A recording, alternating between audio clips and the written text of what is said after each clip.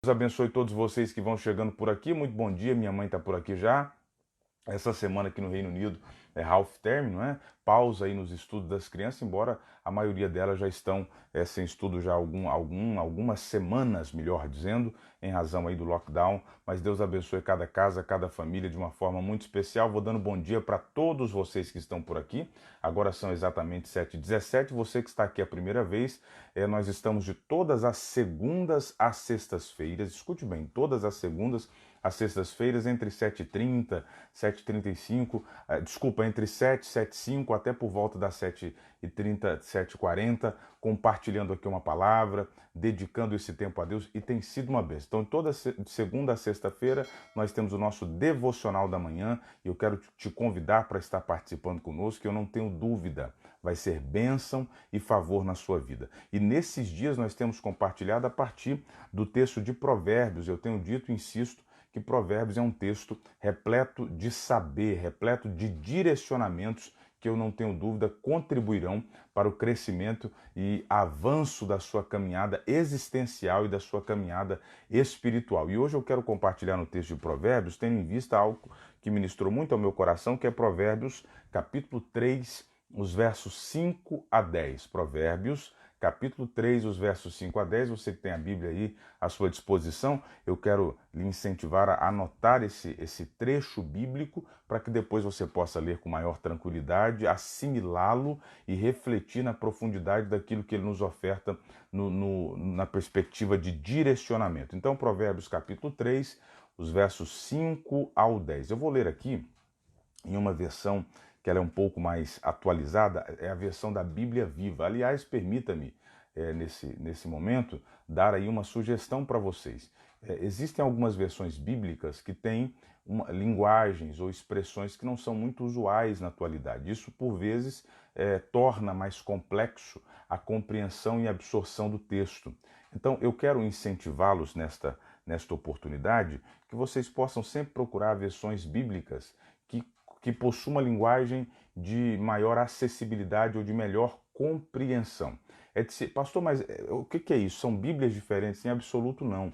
É apenas a linguagem. O texto é o mesmo, as expressões elas conduzem ao mesmo sentido, contudo a linguagem é mais facilitada. Eu sugiro, por exemplo, a nova tradução da linguagem de hoje é uma Bíblia de uma linguagem extremamente contemporânea, muito utilizada por jovens. Aí nós temos também a nova versão internacional, a Almeida século XXI, mesmo a Almeida Revista Atualizada, e eu vou usar nessa oportunidade a versão que é chamada de Bíblia Viva, tá bem? Que é uma versão que tem um texto bastante palatável, bastante compreensível e que eu creio que ao usá-la você vai ser muito edificado, tá bem? Então, obviamente, talvez você tenha uma Bíblia de uma versão mais clássica, não há problema, é bênção. Eu particularmente prefiro as versões mais clássicas, mas é de se compreender que existem versões que elas facilitam a nossa compreensão e nosso entendimento do texto. E agora aí, com as Bíblias online, você pode eventualmente comparar o texto da sua Bíblia de tradução eventualmente mais clássica com o texto de uma Bíblia com expressões ou com vernáculo ou com uma linguagem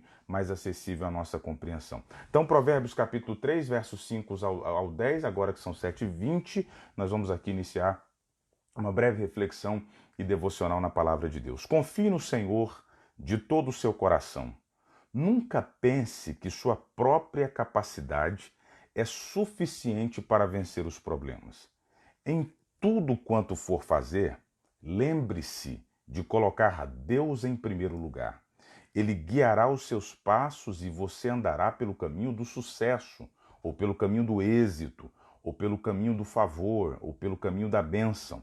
Verso 7. Não fique cheio de si, pensando que sua própria sabedoria é a razão do seu sucesso. A verdadeira sabedoria é amar e obedecer ao Senhor, fugindo do mal. Se você fizer isso, terá sempre saúde e vigor para enfrentar a vida. Dê honra ao Senhor, oferecendo a Ele a primeira parte de tudo quanto você ganha.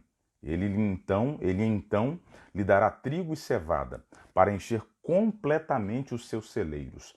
Fará os seus tanques de espremer uvas transbordarem de muito vinho. Amém. Isso Provérbios capítulo 3, os versos 5 a 10. Vamos aqui juntos procurar compreender o que esse texto nos fornece de direcionamento e de palavra da parte de Deus, perceba que o escritor está, se nós nos atermos aos versos anteriores, ele está aconselhando alguém que é designado no texto como seu filho. É como se um pai estivesse assentado, oferecendo direcionamentos e conselhos para o seu filho ainda jovem. E aí, na altura do verso de número 5, ele vai dizer: confie no Senhor de todo o seu coração. Confie no Senhor de todo o seu coração. Eu quero destacar inicialmente essa fala. Confiar de todo o coração. Perceba que a expressão, ela é uma expressão que está aplicada em uma perspectiva de totalidade e não de parcialidade. Confiar de todo o coração implica uma entrega completa, uma confiança completa. Implica nós acreditarmos e esperarmos em Deus em todas as circunstâncias. Nós não parcializarmos a nossa confiança. Pastor, o que seria parcializar a confiança? É aquela tentação que nós outros temos de querer dar uma mãozinha para Deus. Confiar de todo o nosso coração implica colocarmos ou entregarmos nas mãos dele todas as nossas dificuldades e problemas, confiando, acreditando que ele intervirá, que ele trabalhará ao nosso favor. Todas as vezes que nós tentamos de alguma forma intervir ou ajudar, entre aspas, se é que isso é possível, Deus, nós nos colocamos em uma situação de dificuldade ou em uma situação de confiança parcializada, onde eu digo que confio, mas eu tento fazer a minha maneira, onde eu digo que confio, mas eu procuro fazer do meu jeito. Confiar de todo o coração é permitir com que Deus faça a sua maneira, faça a seu jeito. Deus sabe a maneira certa de fazer. Melhor do que isso, Deus sabe o tempo certo de fazer. Por isso a insistência, ou por isso a palavra daquele que escreve o texto, dizendo: confie no Senhor de todo o seu coração. Entregue os seus problemas, entregue os seus cuidados ao Senhor. Acredite, Ele trabalhará ao seu favor. Então, confiar é dispormos-nos de tudo aquilo que eventualmente nos preocupa, de tudo aquilo que eventualmente tira a nossa paz, crendo que o Senhor trabalhará por nós. Agora é interessante que eu estava dando uma olhada breve sobre o sentido da palavra confiar no original hebraico em que o texto foi escrito, e confiar está muito relacionado à ideia de espera. Confiar é esperar e acreditando que no tempo certo ele vai chegar, que na hora certa ele vai chegar. E isso é um desafio para nós outros. Confiar nessa perspectiva de esperar é algo extremamente angustiante, porque esperar não é algo, me parece, coerente com a nossa realidade atual. A gente não quer esperar, a gente quer tudo para ontem. Mas quando a Bíblia diz sobre confiar no Senhor de todo o coração, é esperar nele, ou é esperar por ele, é acreditar que ainda que eu não esteja visualizando-o, vindo em minha direção, que ele virá na hora certa. Então, meu irmão, minha irmã, talvez agora mesmo quando você me ouve, existem problemas te incomodando, existem situações difíceis tirando a sua paz, existem complexidades tentando minar a sua fé. Espera no Senhor, confia nele de todo o seu coração, porque quando o fazemos, favor se estabelece sobre nós. Mas há uma continuidade nesse texto. Veja o que está dizendo: confie no Senhor de todo o seu coração e nunca pense que sua própria capacidade é suficiente para resolver os seus problemas. Nunca tenha a equivocada impressão que você sozinho consegue. Tudo aquilo que nós fazemos, o fazemos por meio da graça, favor e bondade de Deus. Eu tenho vez ou outra dito aqui na igreja local, reforçado o quanto nós outros somos frágeis. Uma unha encravada, eu costumo dizer, em uma linguagem mais popular, uma unha encravada e a gente não levanta da cama. Um dente comprometido, está aí o César, ele é dentista, um dente comprometido já pode nos causar um mal-estar terrível, já pode nos causar uma dificuldade terrível. E há pessoas jactanciosas, achando que são alguma coisa. É por isso que o texto está dizendo e fazendo uso dessa expressão: confie no Senhor de todo o coração e não pense que sua própria capacidade é suficiente para vencer os seus problemas. Nós somos extremamente frágeis, dependemos do auxílio, favor e graça de Deus sobre nós para que nós consigamos continuar caminhando. Não se arvore do sentimento de pensar, porque eu que faço, eu que resolvo. Acredite, não sendo a boa mão de Deus sobre nós, nos guardando todos os dias. Pastor, mas eu que levanto pela manhã e vou para o trabalho, mas é porque o Senhor nos tem dado saúde, é porque Ele tem nos livrado, é isso que nós acreditamos. Então acredite, entenda, compreenda que não é simplesmente pela nossa capacidade, mas é pelo favor de Deus estabelecido por nós, é que nós vamos seguindo avante. Veja o que diz o texto de Jeremias. Olha aqui, ó, Jeremias capítulo 17, os versos 5 a 8. Jeremias capítulo 17, os versos 5 a 8. Veja o que diz o texto. Assim diz o Senhor: maldito o homem que confia no homem e faz da carne mortal o seu braço e aparta o seu coração do Senhor, porque será como um arbusto solitário no deserto e não verá quando vier o bem. Antes morará nos lugares secos do deserto, na terra salgada e inabitável. Bendito, abençoado, bem-aventurado o homem que confia no Senhor e cuja esperança é o Senhor, porque ele é como árvore plantada junto às águas, que estende as suas raízes para o ribeiro e não receia, não tem medo quando vem o calor, mas a sua folha fica verde e no ano da sequidão não se perturba nem deixa de dar fruto. Olha que texto maravilhoso. Jeremias capítulo 17, versículo 5 a 8. O texto está fazendo aqui um paralelo. Ele está estabelecendo um contraste entre aqueles que confiam no Senhor e aqueles que não confiam no Senhor. A palavra para aqueles que confiam em si mesmo, na abertura do texto, é que são malditos, ou seja, estão distantes do favor e da bênção. O texto ilustra que são como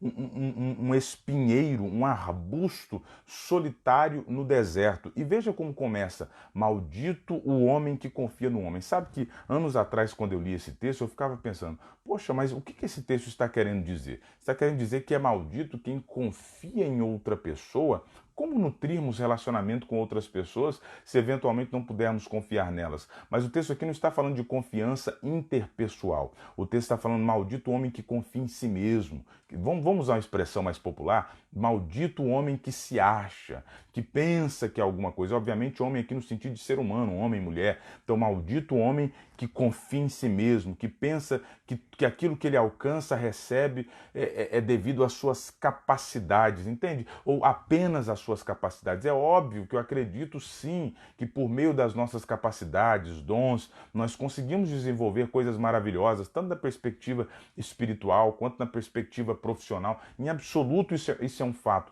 mas não é apenas pelas nossas capacidades. É necessário entender e compreender a necessidade do favor de Deus sendo estabelecido sobre nós para que nós possamos concluir ou concretizar aquilo que desejamos fazê-lo. Agora, ao passo que o texto coloca que é maldito aquele que confia em si mesmo, aquele que aparta o seu coração do Senhor, o texto está dizendo que é bem-aventurado, que é abençoado aquele que confia no Senhor. Ele é como uma árvore plantada junto a ribeiros com água. Ele não receia quando vem o calor. As suas folhas mantêm-se sempre verdes. E vejo como conclui-se o texto: no ano de sequidão, ou seja, no ano onde não há fartura, no ano onde as coisas não estão da melhor forma possível, ele dá fruto. Essa palavra, quando eu li ela, eu celebrei ao Senhor esta manhã ao reler esse texto. Nós estamos agora, com certeza, em um tempo de sequidão, em um tempo de escassez. Eu estava falando com alguém essa semana sobre o mercado imobiliário, quantas empresas fechando, quantos negócios indo a bankruptcy, como a gente diz aqui no Reino Unido, indo à falência, quantas pessoas tendo problemas financeiros, mas o texto diz que aqueles que confiam no Senhor, eles vão dar frutos mesmo nos dias de escassez, e permita-me liberar essa palavra sobre a sua vida. Não é força de expressão, não é motivacional barato, é confiança naquilo que a palavra transmite. O Senhor permitirá com que você, confiando nele, gere frutos, seja próspero, mesmo nos dias de crise. Se você acessar agora a internet, se você acessar agora o Financial Times, os jornais de economia, se você for ouvir agora os especialistas na área socioeconômica, as notícias não vão ser animadoras. As notícias são de crises pelos próximos anos, as notícias são de falta de trabalhos, as notícias são de problemas que se avolumarão, mas contudo nós outros não somos guiados pelas informações, ainda que não as desprezemos, ainda que consideremos, sim, elas são avaliações legítimas, verdadeiras, contudo nós somos guiados pela fé, pela palavra de Deus, e ela me permite acreditar que mesmo nos dias de sequidão e de escassez, o Senhor fará com que nós geremos frutos, com que nós sejamos abençoados. Permita-me dizer, o Senhor manterá a sua porta de trabalho aberta, o Senhor manterá o seu sustento, manterá a providência que lhe é necessária. Confia nele. E eu acho interessante que o texto diz assim: aqueles que confiam no Senhor, eles não receiam quando vem um calor, eles não se dobram, eles não entram em desespero em meio às dificuldades, porque eles sabem que a sua provisão, o seu socorro não vem da terra. Você lembra do texto lá de Salmo? Eleva os meus olhos para os montes. De onde me virá o meu socorro? O meu socorro vem do Senhor, que fez os céus e a terra. O nosso socorro não está nas instituições governamentais. O nosso socorro não está nas coisas desse mundo. O nosso socorro vem do Senhor. Deus usa pessoas, Deus usa instituições para nos abençoar, mas é Ele a fonte de todo favor e de toda a bênção que nós outros recebemos. Então, confia no Senhor. Não se permita entrar em desespero. Não se permita perder o rumo da existência, mas confia nele, acredite, tenha fé. Ele está no controle absoluto, e eu reforço a expressão, ele está no controle absoluto de todas as coisas. Mas vamos adiante aqui no texto bíblico. Veja o que diz o verso 6. Em tudo quanto for fazer, lembre-se de colocar Deus em primeiro lugar. Ele guiará os seus passos e você andará pelo caminho do sucesso. Em tudo quanto for fazer, lembre-se de colocar Deus em primeiro lugar. Ele guiará os seus passos e você andará pelo caminho do sucesso ou pelo caminho do favor. A ideia aqui é uma ideia bastante simples, aquilo que se transmite aqui no verso de número 6. A ideia aqui é: deixe que ele vá na frente te guiando e ele te conduzirá ao lugar da bênção, ao lugar do favor. É interessante isso, né? Quando nós permitimos que ele vá na frente, implica dizer que a gente está dando a ele permissão para que ele nos direcione.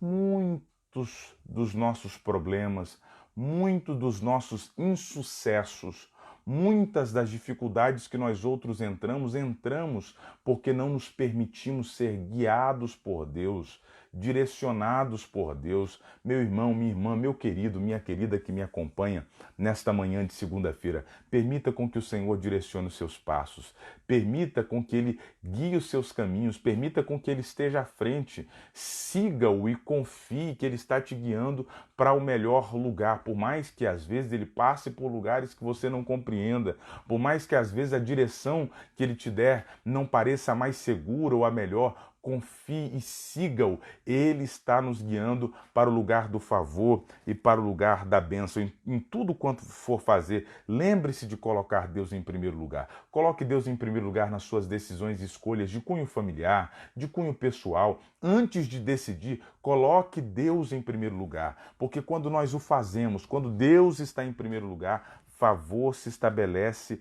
sobre a nossa vida. Eu volto a dizer, muito daquilo que não recebemos, muitas das dificuldades que nós outros entramos, por vezes se dá porque nós não colocamos Deus em primeiro lugar. Experimente, antes de decidir, colocar Deus em primeiro lugar. Nós outros somos afeitos ao contrário, a gente decide para depois perguntar. Enquanto a dinâmica deveria ser perguntarmos, buscarmos tivermos direção de Deus para depois decidirmos. Então, antes de fazer, antes de realizar, por melhor que seja o seu projeto, por melhor que seja a sua concepção a respeito daquilo que você vai estabelecer, busque direcionamento de Deus e você será bem-sucedido. Deixa eu ir um pouquinho adiante, veja o que diz o verso posterior. Não fique cheio de si, pensando que sua sabedoria é a razão do seu sucesso. A verdadeira sabedoria, eu dou destaque na parte posterior do texto, a verdadeira sabedoria é amar e obedecer ao Senhor, fugindo do mal. A verdadeira sabedoria, diz as traduções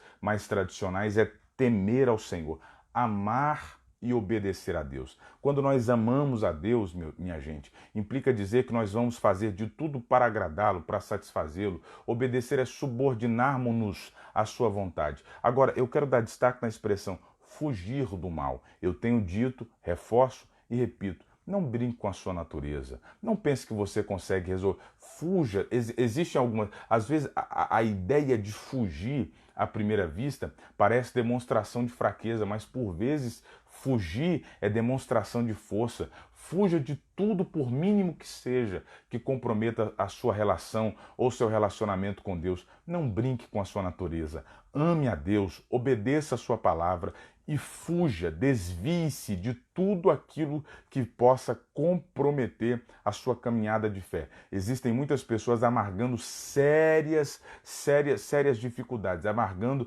problemas muito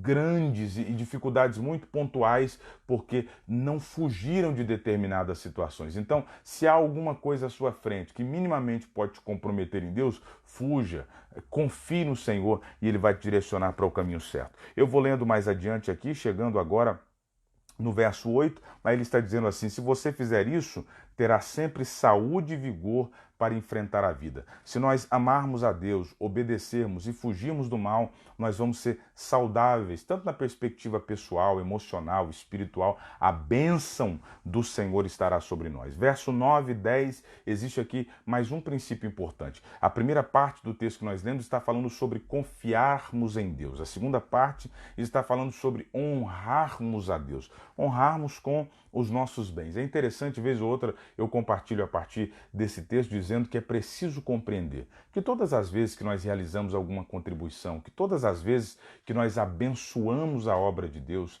mais do que darmos um valor, seja ele qual for, nós estamos com essa postura honrando ao Senhor. É isso que diz o texto. Honra ao Senhor com a primeira parte de tudo que você ganha, ou de tudo aquilo que você possui. Servir ao Senhor através das nossas contribuições é uma maneira de honrá-lo, é uma maneira de reconhecer que aquilo que nós recebemos vem da parte dele. Eu tenho colocado no meu coração já há alguns anos que tudo aquilo que eu possuo, tudo aquilo que eu tenho, não é apenas mérito dos meus esforços, mas é favor de Deus estabelecido sobre a minha vida. É óbvio que eu entendo, que eu considero que nós precisamos, que se desejarmos alcançar alguma coisa, seja em que área for da nossa vida, nós precisamos nos mobilizar, precisamos fazer alguma coisa.